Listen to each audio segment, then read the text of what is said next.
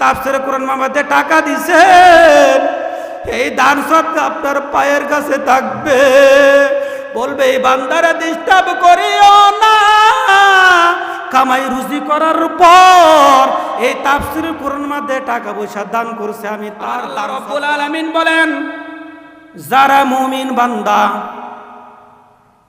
যারা আমার খাঁটি বান্দা, আল্লাহওয়ালা বান্দা, তারা যখন 5 ওয়াক্ত নামাজ আদায় করবে, ওয়ারাতিলিল কুরআন তারতিলা, শুদ্ধভাবে কোরআন শরীফটা পড়বে। মানুষ যখন মারা যায়, কবরের মধ্যে যখন রাখা হয়, একদল ফেরেশতা আছে জান্নাতি, আরেক দল আছে জাহান্নামী। বলে আমাকে দাও, ওই বান্দারে জান্নাতে ঢুকাবো। মাইয়া যখন কবর মধ্যে রাখা হয়, রাখা হওয়ার পর সে যদি দুনিয়াতে ওয়ারাতিলিল কুরআন তারতিলা, সহি শুদ্ধভাবে কোরআনটা পড়ে, ওই কোরআনটা তার মাথার কিনারে বসে, জুড়ে বলেন সুবহানাল্লাহ। এই মুমিন বান্দা যখন কবরের মধ্যে রাখা হয়, যদি 5 ওয়াক্ত নামাজ সঠিক সময় আদায় করে, ইমামের পিছনে 5 ওয়াক্ত নামাজ আদায় করে, এই নামাজটা তার ডান পাশে বসা যায়, জুড়ে বলেন সুবহানাল্লাহ। ডান পাশে বসে সে যদি দুনিয়াতে রোজা রাখে, রোজা রাখার পর ওই রোজাটা তার বাম দিকে বসে, জুড়ে বলেন সুবহানাল্লাহ। সে যদি দান সদকা করে, দান সদকা মানে তাফসীরুল কুরআনের মাহফিলে আপনারা টাকা দিছেন, এই টাকাটা বিফলে যাবে না, টেনিস পিটারে যাবে না, বিভিন্ন জায়গার মধ্যে আল্লাহ তাআলা ফেলায় দিবে না, ওই টাকাটা পায়ের কাছে বসবে, জোরে বলেন সুবহানাল্লাহ। মাইয়াতকে যখন কিরামান কাতিবিন একদল ফেরেশতা যাবে, কুম বিইজনিল্লাহ, আল্লাহর বান্দা জিন্দা হয়ে যাও, এই সময় বলবে কুরআন, ওই বান্দারে ডিস্টার্ব করিও না, আমি ওইছি আল্লাহর কুরআন, জুড়ে বলেন সুবহানাল্লাহ। ও বাবারা, এই আঙ্গারগারা মাদ্রাসা আছে কি আছে না? এই একটা ছেলেরা সহি শুদ্ধভাবে কোরআন শরীফ পড়ান বাবা। এই মহিবুল্লাহ একটা মাদ্রাসা আছে কি আছে না? এই মাদ্রাসার মধ্যে পড়ান বাবা। যদি মাদ্রাসা পড়াইতে পারেন, ওয়ারাতিলিল কুরআন তারতিলা, একটা সন্তানদের যদি হাফেজ বানাইতে পারেন, মাওলানা বানাইতে পারেন, আল্লাহ বলেন এই উসিলা করে তোমারে আমি সমস্ত জিন্দেগির গুনাহ খাতা মাফ করে দিলাম, জোরে বলেন সুবহানাল্লাহ। ফেরেশতারা যখন যাইবে বলবে, ডানের দিকে যাইবে, ডানের দিকে বললে কুম বিইজনিল্লাহ, আল্লাহর বান্দা জিন্দা হয়ে যাও। সে বলবে আমি হইলাম 5 ওয়াক্ত নামাজ। وقال قال رسول الله صلى الله عليه وسلم أول ما يحاسب به العبد يوم القيامة الصلاة। বাবা বলেন তো হাসর ময়দানে জমি জমা টাকা পয়সা হিসাব হইব না নামাজের হিসাব হইবে? জুড়ে বলেন নামাজের হিসাব হবে। যখন ফেরেশতারা বলবেন কুম বিইজনিল্লাহ, আল্লাহর বান্দা জিন্দা হয়ে যাও, সেই সময় ফেরেশতারা যুদ্ধ করবে আমি নামাজ। ওই বান্দারা কেন চেষ্টা করতেছো? যা প্রশ্ন আমার কাছে বলো। এই বান্দা তো যখন মুয়াজ্জিনে ফজরে আযান দেয়, ঘুমের ঘর ত্যাগ করিয়া মসজিদের মধ্যে চলে যায়, আমি সেই নামাজ তার পক্ষে থেকে প্রশ্ন যদি তাকে আমার কাছে বলো, আমি তোমার এই তার পক্ষ থেকে আমি জবাব দিব, জোরে বলেন সুবহানাল্লাহ। বলেন তো আমাদের পক্ষে যদি কোরআন তাকে কবরা কোনো টেনশন আছে? আসেনি? কুম বিইজনিল্লাহ, আল্লাহর বান্দা জিন্দা হয়ে যাও, বলবে না না আমি সেই নামাজ। এই বান্দারা ডিস্টার্ব করিও না। 70, 80, 100 বছর তার হায়াত থাকাও অবস্থা, শীতের মৌসুমের মধ্যে নামাজ ছাড়া নাই, আমি সেই নামাজ।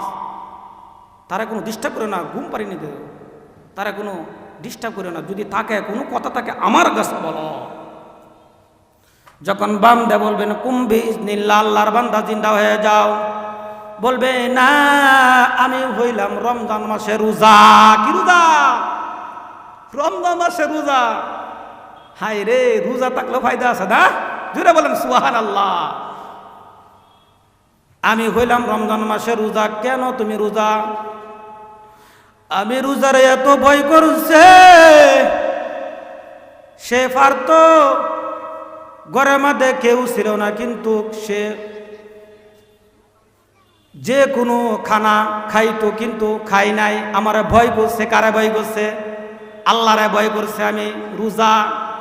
ওই বান্দারে ডিস্টার্ব করিও না। ওই যাই বান্দার যা প্রয়োজন সব আমার কাছ থেকে নিয়ে যাও। জোরে বলেন সুবহানাল্লাহ। পায়ের কাছে যখন বলবে, পায়ের কাছে গিয়ে বলবেন কুম্ভি ইজনিল্লাহ, আল্লাহর বান্দা জিন্দা হয়ে যাও। বলবে কে না? এই তাফসীরুল কোরআনের মাহফিলের মধ্যে টাকা দিত, যাদের আব্বা আম্মা অন্ধকারে কবরের মধ্যে চলে গেছে, যারা এই তাফসীরুল কোরআন মধ্যে টাকা দিছে, এই দান সদকা আপনার পায়ের কাছে থাকবে। বলবে এই বান্দারা ডিস্টার্ব করিও না। কামাই রুজি করার পর এই তাফসীরুল কোরআন মধ্যে টাকা পয়সা দান করছে, আমি তার দান সদকা, তার পক্ষে জামিনদার আমি হয়ে গেলাম, জিম্মাদার আমি হয়ে গেলাম। জুড়ে বলেন সুবহানাল্লাহ। আল্লাহর কাছে কে বলবে, আল্লাহ কোন বান্দার কাছে আমার কাছে পাঠাইছ? এ বান্দা তো মাতার কাছে গেলাম, কোরআনে নিষেধ দিল, দানের কাছে দিলাম, নামাজের নিষেধ দিল, বামের কাছে গেলাম, রমজানের রোজা, পায়ের কাছে দিলাম, তাফসীরুল কোরআনের মাহফিলের মধ্যে বলে টাকা দিছিল, এই টাকার দোহাই চাইতেছে। আল্লাহ বলেন সাদাকাতা দে, আমার বান্দা যা বলছে সব সত্য। জুড়ে বলেন সুবহানাল্লাহ। আমার বান্দারে আবার একা রাখা যাবে না। ইন্নাল্লাযীনা আমানু ওয়া আমিলুস সলিহাতি কানাত লাহুম জান্নাতুল ফিরদাউসি নুজুলা। আমার বান্দারে জান্নাতের ঢুকা দেও। জুড়ে বলেন সুবহানাল্লাহ। ও ফেরেশতারা, এইভাবে রাখা যাবে না। আমার বান্দারে কি করো? আমার বান্দার সাথে জান্নাতের সাথে কবরের সাথে একটা লাইনের ব্যবস্থা করে দেও। জোরে বলেন সুবহানাল্লাহ। যা কাপড় সব পরিধান করিয়া, রেশমি কাপড় পরিধান করিয়া আমার বান্দারে জান্নাতের পোশাক পরিধান করিয়া দাও। জোরে বলেন সুবহানাল্লাহ।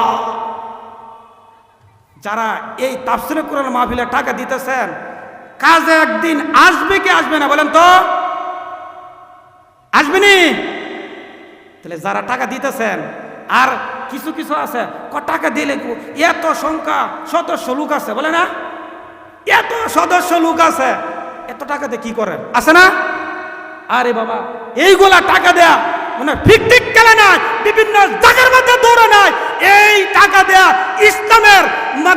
ইসলামের মধ্যে কি করে? কাজকর্ম করে। এই কুরআন কেউ বাবা সমালোচনা করবেন না।